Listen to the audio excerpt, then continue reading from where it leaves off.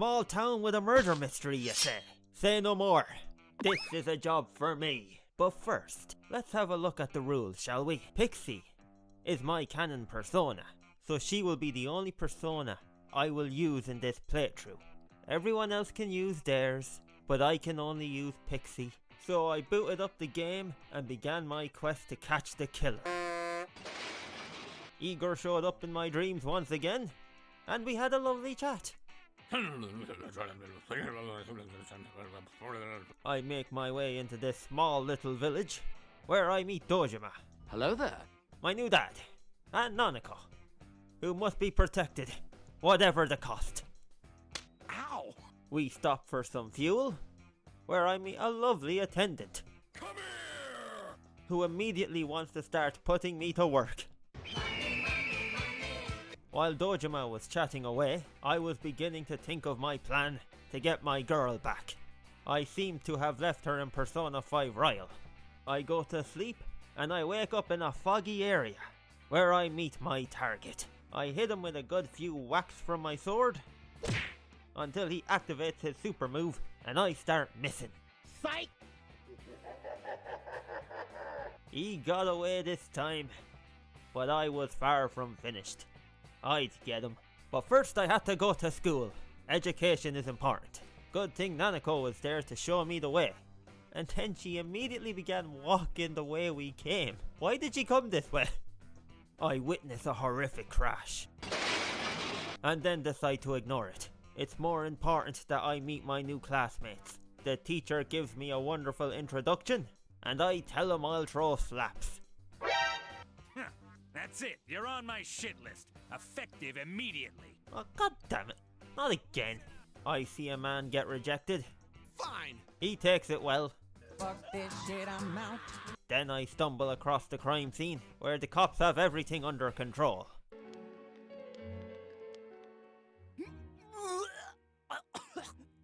Clearly, they need to sit the fuck down and leave this to me.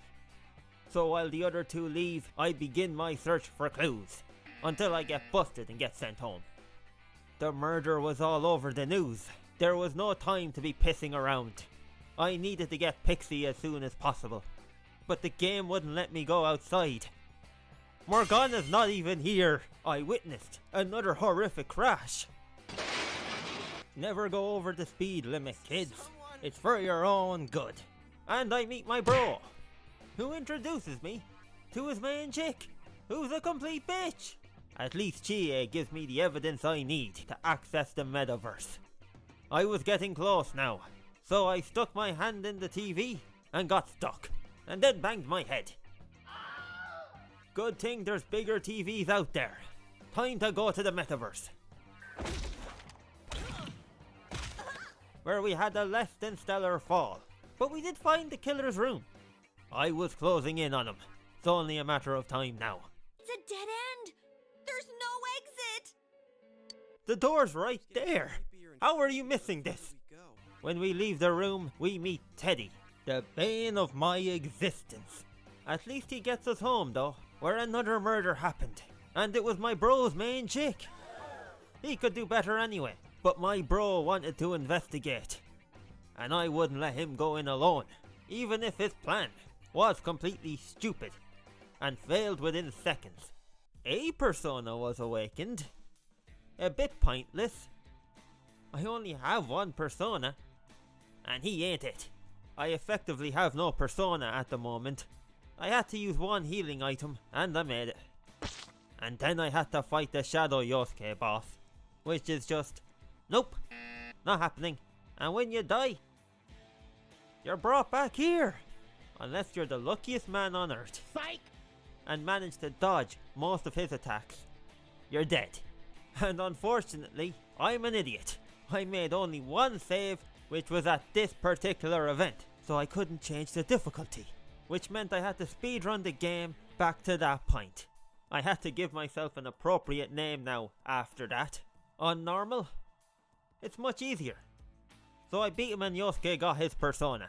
Afterwards, I run into Yukiko, who says the dumbest possible thing she could have said. Our inn can't function without me right now. Yeah, because that isn't ominous. And of course, she's the one that gets chucked into the TV. Should have just kept her mouth shut. Oh, and I changed the difficulty to hard.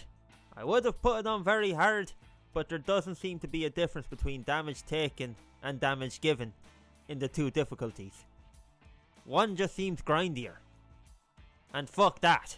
With Yukiko in danger, I immediately spring into action, where I get arrested. God damn it, not again. Good thing Dojima was there to get us out, and Adachi was there to spread the gossip. I could finally make my way into the castle now. They love to start these games with castles, don't they? We defeat an enemy, and at last, I finally get my persona back. Welcome home, Pixie.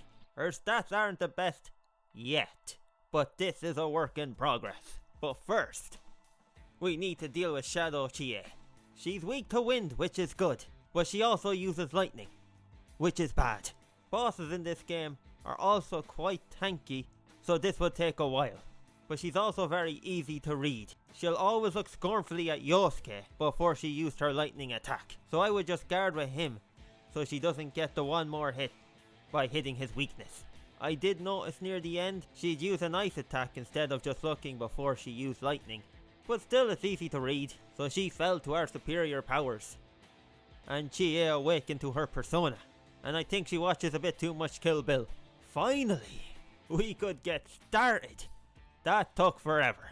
Having 3 party members instead of 4 would make this a little bit more difficult. I blame Teddy, useless cunt, but Pixie was here to pick up the slack. When we make it to the 2nd floor, we run into Shadow Yukiko, who runs away. The coward. I'm not gonna lie, myself and Yosuke were beginning to struggle with the mana cost. We were both the ones with the best attacking personas in this castle, and Chie had no healing moves, so we were really double dipping. So it probably made sense that we were the 2 to die, and I was beginning to die a lot. So when I made it to the 5th floor, I called it quits, so now I could start fresh. And more importantly, I could actually deal with this boss now. There was no way I was doing that with the limited reserves that I had. I was doing well. Psych! Every time he did his little power charge, I'd just guard. He got me and Yosuke poisoned near the end, but we were so close that when he charged again, I decided to risk it all and go for the jugular. And for once, it worked. Then I died on the next floor. Stupid castle. By the time I had made it to the 7th floor, I was once again running out on fumes. Good thing the social links aren't as important in this playthrough, only for me to realise that I was actually only 1 floor away from being at the end. I wasn't happy with the team's level, so I began the grind, and got us to level 15. And I also gave my Pixie dodge fire. It was time for me to save the day. And Yukiko went and made it difficult. Doesn't she know 2 of our team members are weak to fire? I knew I was entering into dodgy terrain, and I'd have to weaken her attacks if I stood a chance, and then let Chie hit her weakness. You know, when she doesn't fucking miss. What? Are you trying to make me mad? It should be me saying that. Her passionate stare meant one thing. Guard. The system was going well. For some reason, she was always going for Yosuke with the fire move. The only one in the group not weak to fire. Not that I'm complaining. This was going well. Her ugly little duckling didn't help her much either. I had just the move for him. And then my bro gave her a good few hits. It wasn't long before he legged it and left her all alone.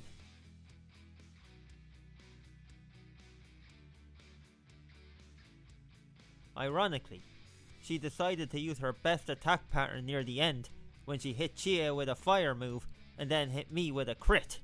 If she had done that more often, I would have been in bother. But I was getting in some lucky dodges now too. That dodge fire had really come in handy. Psych! A good victory, if I do say so myself. Yukiko awakens to her persona, which is good, because now we have 4 members and 1 useless member who shoots his shot, which I can respect. But what really matters is that the killer was thwarted and I had wrecked that nerd. Noodles for the boys!